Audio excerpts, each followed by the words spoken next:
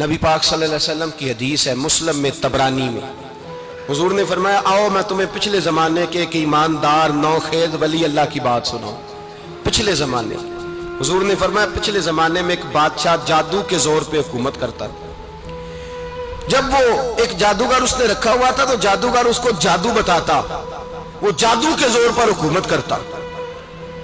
جادوگر بوڑھا ہو گیا تو کہنے لگا بادشاہ کو نوجوان میرے پاس بھیج دے، اب میں بوڑھا ہو گیا ہوں، میرا پتہ کوئی نہیں کب مر جاؤں۔ ایک نوجوان کی ڈیوٹی لگائی، بڑا زیرک سمجھدار، اپنے رعایا میں سے چن کے جو ذہین فطرت مزاج بچہ تھا وہ اس نے لگایا۔ اللہ کے محبوب علیہ الصلوۃ والسلام فرماتے ہیں بچہ جادو سیکھنے لگا، وقت گزرنے لگا۔ بچہ جب جادو سیکھنے جاتا تو رستے میں ایک راہب بھی تھا جو انجیل جانتا تھا، وہ اللہ اللہ سکھاتا، لوگوں کو حضرت عیسیٰ علیہ السلام کی تعلیمات سے آگاہ کرتا۔ اس نے دیکھا کہ یہاں بھی لوگ اکٹھے ہیں تو وہ بچہ اس راہب کے پاس بھی اٹھنے بیٹھنے لگا۔ اب جب اس کے ساتھ اس کی گفتگو بڑھنے لگی تو اس کو باتوں میں لذت آنے لگی۔ اس نے راہب نے پوچھا کہ تو کون ہے اور کس طرح سے آیا ہے، کیا تیرا معاملہ ہے؟ اس نے کہا جی میں جادو سیکھنے جاتا ہوں، آپ کی باتیں مجھے بڑی اچھی لگتی ہیں۔ اس نے کہا دین سیکھ، جادو سیکھنے والے کافر ہو جاتے ہیں، قرآن و دین سیکھنے والوں کو اللہ کامل ایمان عطا فرماتا ہے۔ فرمایا یہ سیکھ۔ بچہ بیٹھنے لگا، اس کے پاس آنے لگا، باتیں دل میں گھر کرنے لگی۔ ایک وقت آیا کہ مسلمان ہو گیا، اور مسلمان کیسے ہوا؟ بچہ کہتا ہے میں تجربہ کر کے ہوا۔ اب میں تھوڑا سا وقت جادوگر کے پاس بھی جاتا اور باقی سارا وقت وہاں بیٹھتا۔ میں ایک دن جا رہا تھا تو رستے میں اژدہا تھا، بہت بڑا سانپ تھا، رستہ روک کے کھڑا تھا۔ یہ حضور نے بیان کی حدیث۔ نبی پاک صلی اللہ علیہ وسلم فرماتے ہیں بچہ کہتا ہے کہ رستے کے اندر سانپ ہے، رستے بند ہے، لوگ چھتوں درختوں پہ چڑھے ہیں، راش ہے۔ کہتے چھوٹا سا روڑا میں نے اٹھایا تو میں نے کہا اللہ اگر جادوگر سچا ہے تو اسے مار دے۔ چھوٹا سا روڑا میں نے پھینکا، اژدہا کوئی نہ مرا۔ پھر چھوٹا روڑا اٹھایا، میں نے کہا اللہ اگر وہ عالم سچا ہے تو اسے مار دے۔ اب جب میں نے روڑا مارا تو اژدہا مر گیا۔ میرے اندر سے گواہی آئی نہیں دین کی باتیں سچی ہیں، نہیں قرآن کی باتیں اسلام سمجھانے کے لیے عرض کر رہا ہوں، اگرچہ اس دور میں انجیل تھی، اللہ رسول کی باتیں اچھی ہیں۔ کہتے میں مسلمان ہو گیا، اب میں نے راہب کے پاس ہی رہنا شروع کر دیا، جادوگر کے پاس چھوڑ دیا اس بچے نے آنا۔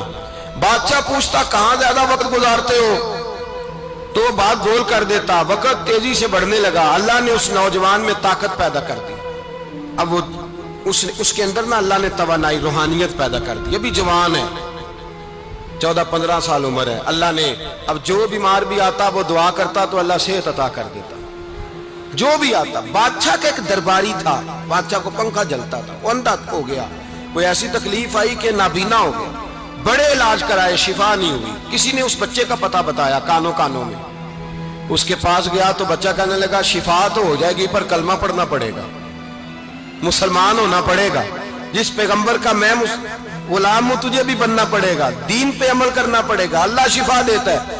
اس نے کہا تو مجھے کلمہ پڑھا، مجھے شفا دے، میں تیار ہوں۔ اس نے کہا شفا تو اللہ دیتا ہے۔ اس نے اللہ تبارک و تعالیٰ کا ذکر کر کے دعا مانگی، یہ مسلم شریف میں حدیث ہے، طبرانی میں موجود ہے۔ اللہ نے اسے شفا دی، اس نے کلمہ پڑھنا شروع کر دیا۔ یہاں ایک نقطہ لکھا ہے ہمارے علماء نے، کہتے ہیں جب اللہ ولایت عطا کرتا ہے نا تو یہ سفید بالوں والے کا حصہ نہیں ہوتی۔ اگر جوانی میں کوئی آدمی توبہ کر کے تصوف کے رستے پہ چلتا ہے تو سب سے زیادہ ولایت اللہ اسے عطا فرماتا ہے، سب سے زیادہ ولایت اس کے پاس ہوتی ہے۔ ابھی اس کے بال کالے ہیں، چڑھتی جوانی ہے، دعا کی تو اللہ نے، اور حدیث پاک میں موجود ہے کوڑے آتے تو شفا یاب ہو جاتے، اندھے آتے تو شفا یاب، برس والے آتے تو اللہ سے دے، جوان ہے۔ بادشاہ کے پاس وہ واپس گیا، وہ جو آدمی جس کی آنکھیں ٹھیک ہوئی تھی۔ بادشاہ نے پوچھا کہ کیسے شفا ملی؟ تو کہنے لگا میرے رب نے شفا دی ہے۔ بادشاہ سجدے کراتا تھا، اپنے آپ کو منواتا تھا معاذ اللہ، کہنے لگا میرے علاوہ کون رب ہے؟ اس نے کہا وہی رب ہے جس نے تجھے پیدا کیا ہے، اور وہی رب ہے جس نے مجھے اندھے کو آنکھیں دی ہیں، وہی ہے میرا مالک۔ کہا اچھا تو مجھے نہیں مانتا؟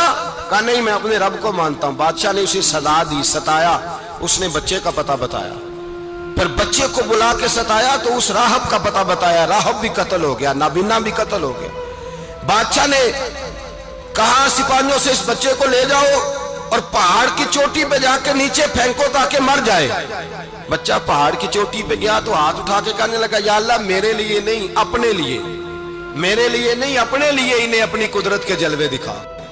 میرے لیے نہیں، اللہ کے بندے اپنی جان بچانے کی دعائیں نہیں مانگتے، اپنے لیے انہیں اپنی قدرت کے جلوے دکھا. یہ دعا مانگی، جتنے لوگ ساتھ آئے تھے وہ سارے زمین پہ گرے اور سب مر گئے، پہاڑ سے گر کے مر گئے. بچہ واپس سیدھا بادشاہ کے پاس کہنے لگا لو بھائی میرے رب نے مجھے بچا لیا ہے. جوان کا ایمان دیکھو، میرے رب نے مجھے، بولو میرے اللہ نے مجھے ایمان کی گواہی دے رہا ہے، میں بچ گیا ہوں، تو جھوٹا ہے میرا رب سچا ہے. اس نے کہا لے جاؤ اس کو دریا میں، کشتی میں بٹھاؤ، بیچ دریا کے جا کے دھکا دے دو. بیٹھے کشتی میں، دریا کے بیچ گئے اور جب جا کے وہاں اس کو دھکا دینے لگے تو اس نے کہا اللہ میرے لیے نہیں اپنے لیے انہیں اپنی قدرت کے جلوے دکھا. بس ایک طوفان سا آیا، جتنے سپاہی ساتھ آئے تھے ڈوب کے مر گئے.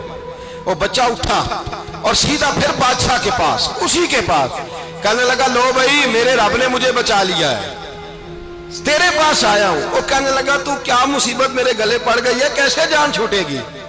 تو بچہ کہنے لگا اگر تو مجھے باندھے درخت کے ساتھ اور سارے ملک کو بلائے، لوگوں اکٹھا کرے، پھر تو مجھے تیر مارنا، میں تجھے بتاؤں گا کیسے مارنا ہے، میں مر جاؤں گا.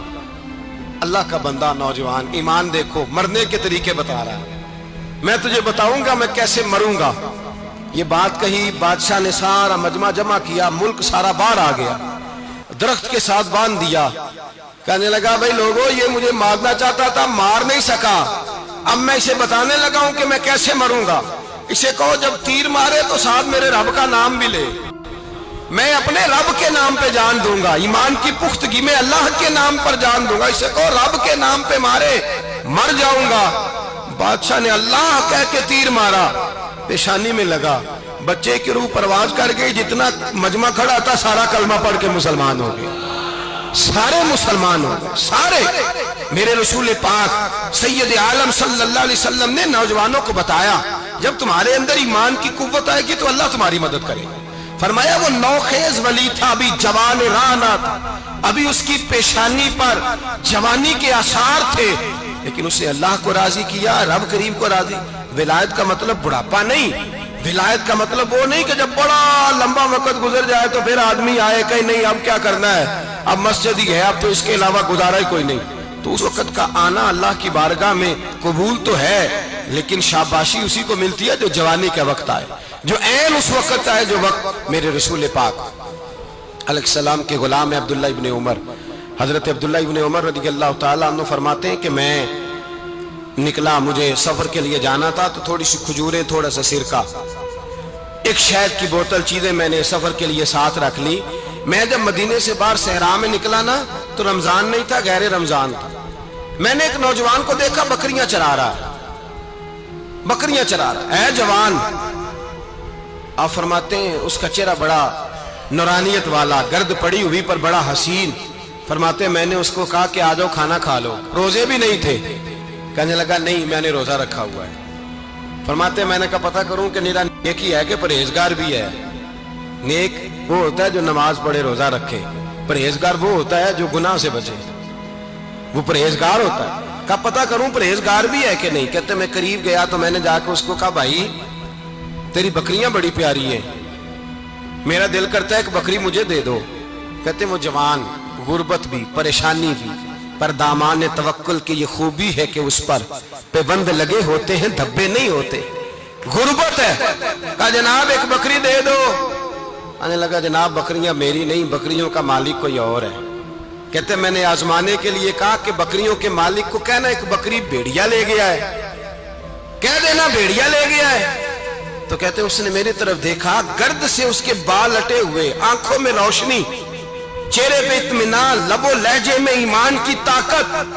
نوجوان کہنے لگا حضور بکریوں کے مالک کو تو کہہ دوں گا بھیڑیا لے گیا ہے، جب عرش کا مالک پوچھے گا تو کیا جواب دوں گا، اللہ کو کیا جواب دوں گا. کہتے ہیں میں کانپنے لگا، اس کی بات سن کے واپس آیا، جو کام نکلا تھا وہ چھوڑا، واپس لوٹ آیا.